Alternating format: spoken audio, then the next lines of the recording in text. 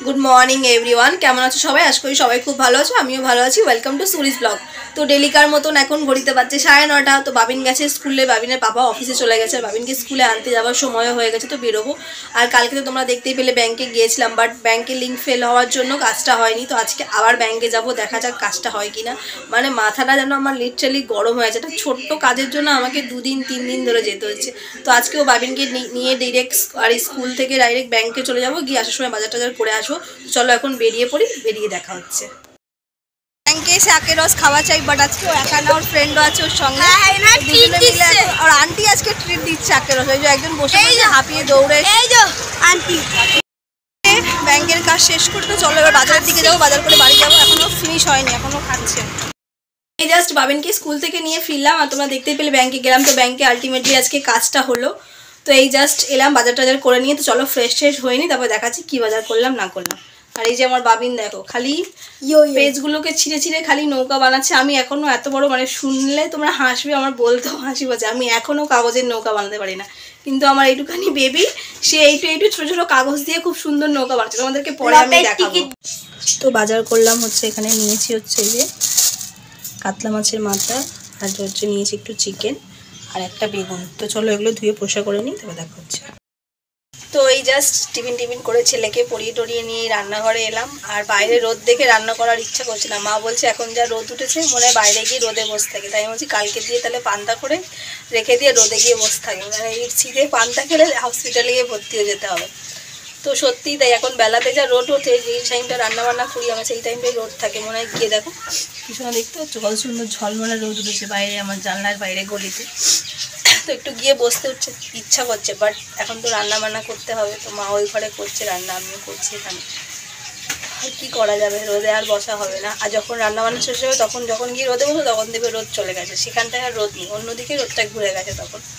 তো যাই হোক চলো রান্নাবান্না স্টার্ট করি। আর কী রান্না করছি তোমাদের সাথে রেসিপি শেয়ার করবো, চচ্চড়ি রেসিপি। তো আমি দেখতে পেলে মাছের মাথা নিয়েছি, কাতলা মাছের মাথা। তো সেটা দিয়ে একটা চচ্চড়ি রান্না করবো। তো কী সবজি রান্না করবো চলো শেয়ার করি তোমাদের সাথে।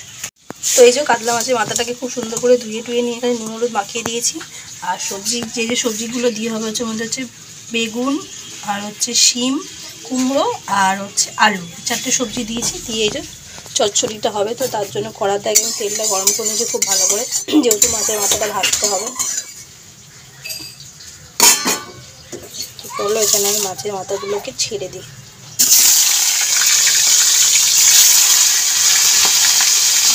করে দিই বাজার। কড়াতে মাছটা দিয়ে আমি একটু রোদে চললাম, গলি দেশে দাঁড়িয়ে আছি।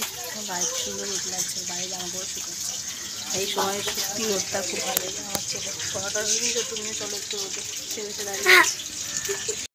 তো এখানে দেখো মাছের মাথাগুলো খুব সুন্দর করে ভেজে নিয়েছি। তো এবার সেম তেলের মধ্যে আমি হচ্ছে শুকনো লঙ্কা, একটা তেজপাতা আর 5 ফোড়ন দিয়ে দেবো।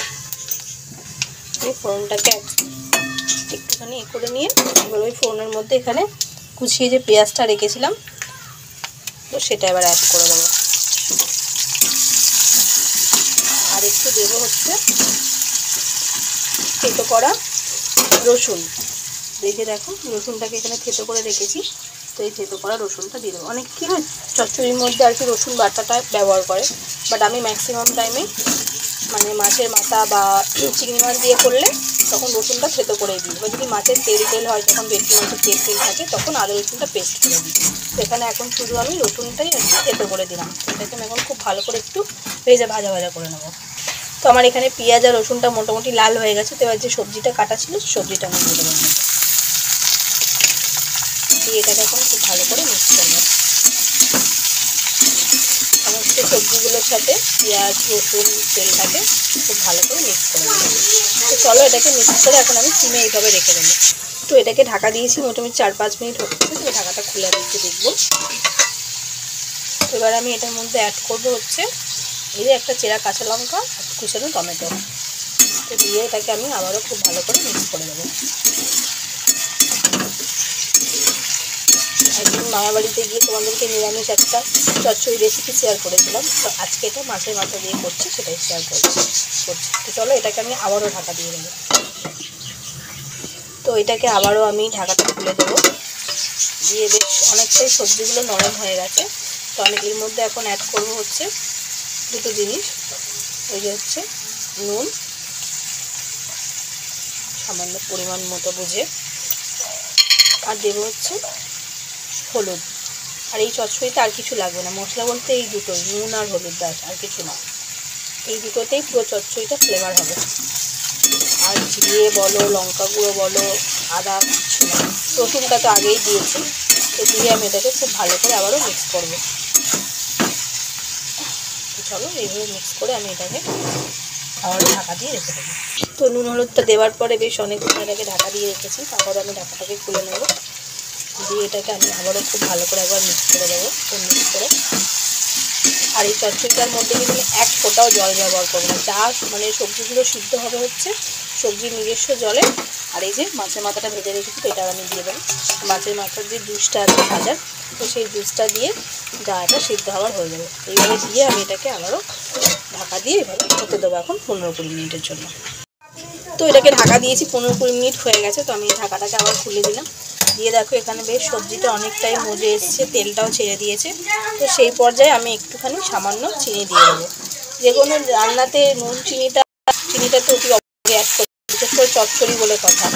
দেখো এখানে সমস্ত সবজিগুলো খুব ভালো করে আর কি সিদ্ধ মতন হয়ে গেছে। আর এখন শিমগুলো দেখেছো, জাস্ট কড়াই দিলেই গলে যায়। কিন্তু এই যে আর কিছুদিন পরে যে শিমগুলো উঠবে, মানে ওগুলো পুরো মানে একদম ঘ্যাস ঘ্যাস করে যেন, মানে একদম বড় বড় দামড়া দামড়া আর কচকচ কচকচ করেন। যতই ভালোভাবে রান্না করে সিদ্ধ হবে না। এখন শিমগুলো দেখো সুন্দর গলে গেছে। তো চচ্চড়িটা মোটামুটি আমার এখানে রেডি হয়ে গেছে, আর একটু হবে, তো আমি এটাকে আরেকটু ঢাকা দিয়ে রেখে দেবো। তো দেখো এখানে চচ্চড়িটা আমার পুরো ডান, রেডি একদম। বুঝলে কত সুন্দর, একদম জল ছাড়া সমস্ত কিছু একবারে কুক হয়ে গেল। তো এইভাবে জল ছাড়াও চচ্চড়ি তোমরা কিন্তু বানাতে পারো, খুব ভালো লাগবে। জল দিলে কি আমরা কাদা কাদা হয়ে যায়, ওটার থেকে মনে হয় এটা বেশি বেটার লাগবে। কখনো এইভাবে বানিয়ে দেখো জল ছাড়া, সবজির নিজস্ব জলের বা মাছের এই যে মাথাতে যে তেলটা আছে সেটা দিয়ে সমস্ত কিছু সিদ্ধ হয়ে যায়। তো চচ্চড়িটা আমার এখানে রেডি, এবার নামিয়ে ফেলি। তো চলো আজকে কী রান্না করলাম তোমার সাথে শেয়ার করি। তো এই যে কাতলা মাছের মাথা দিয়ে সবজি দিয়ে যে চচ্চড়িটা, দেখতে কত সুন্দর দেখতে লাগছে। আর করেছি হচ্ছে এখানে এই যে চিকেন কষা, মানে একটু আলু দিয়ে আর হালকা ঝোল ঝোল করে, এখানে গোটা গোটা ছোটো ছোটো আলু দিয়েছি, এটা ঝোল করেছি। আর হয়েছে ভাত। তো চলো খাওয়া দাওয়া করে নিই। Good evening everyone. তো আজকে হচ্ছে বুধবার, বাবিনের ক্লাস থাকে বুধবার। তো দেখো রেডি হয়ে নিয়েছে, এই যে বাবিনের ব্যাগ, আর আমিও রেডি হয়ে নিয়েছি। তো চলো এখন বেরাই। আজকে আমি যাচ্ছি হচ্ছে অনেক দিন যাইনি, 2-3টে ক্লাসে, তো ওই জন্য ভালো অনেক দিন হয়ে গেছে যাইনি। তো চলো আজকে যাই, তো বেরাই, বেরিয়ে দেখা হচ্ছে। পড়েছি আর দেখো দেখতে ঠিক টাপুর মতন লাগছে না?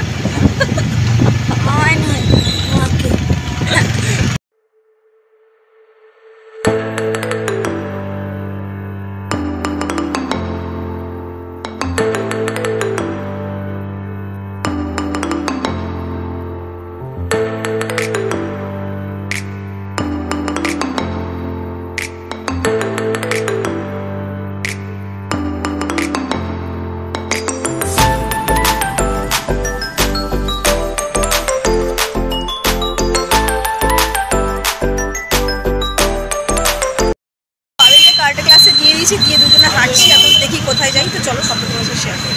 তো দুজনে হাঁটতে হাঁটতে চলে গেলাম হচ্ছে ইন্টালি মার্কেটে। তো ইন্টালি মার্কেটে যাওয়ার কারণ হচ্ছে আমার কয়েকটা জিনিস কেনার ছিল, তো সেই কারণে ইন্টালি মার্কেটে গেলাম আমি। আর গিয়ে দেখছি সেই মারাত্মক ভিড়। ইন্টালি মার্কেট কখনো ফাঁকা থাকে না। আর সব কিছু তোমাদেরকে একটু ঘুরিয়ে দেখিয়ে দিলাম।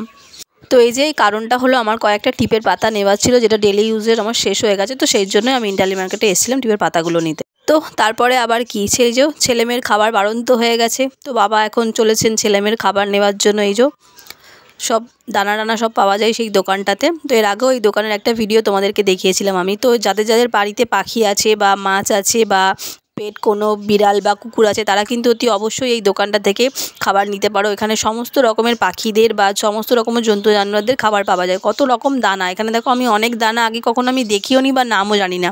তো সেরকম টাইপেরও দানা রয়েছে পাখিদের জন্য। আর এখানে সব কিছুই অ্যাভেলেবেল পাওয়া যায়। তোমরা যদি চাও মনে করো তাহলে এই দোকানটায় যেতে। তো তোমাদেরকে দোকানের অ্যাড্রেসটাই বলা হয়নি। দোকানটা হচ্ছে ইন্টালি মার্কেটের একটু বেরিয়ে এলে বাঁদিকে পড়ে। তো তারপর দেখো এখানে আমি চা খেতে যাবো বলে চলে এলাম, কেন আমার খুব মাথা ব্যথা করছিলো। তার জন্য মিস্টার আজাদ বললো তোমাকে এখন চা নিয়ে এসছে, আমার মাথা ব্যথা করছে, তাই চা খাবো। তো চলো চাটা খেয়ে নিই। তো চাটা খেয়ে দুজনে চলে এলাম। আমি একাই খেয়েছি, মিস্টার হালদার খায়নি। তো এখানে বাবিনেরও ছুটি হয়ে গেছে। তো এবার বাবিনকে নিয়ে বাড়ি চলে যাবো। তো চলো এবার বাড়ি যাই। বাই বাই বন্ধুরা। এই জাস্ট বাড়িতে এলাম বাবিনকে ক্লাস থেকে নিয়ে। উফ, মাথাটা আবার ব্যথা স্টার্ট হয়ে গেছে। দেখেছো এই ঠান্ডার জন্য স্কার্ফ, সোয়েটার, জ্যাকেট কত কিছু না করতে হয়। তো যাই হোক, আজকেকার ভিডিওটা এতটাই। যদি ভালো লেগে থাকে তো লাইক, কমেন্ট, শেয়ার, সাবস্ক্রাইব করে দেবে। সবাই ভালো থাকবে, সুস্থ থাকবে। দেখা হবে কালকে। বাই।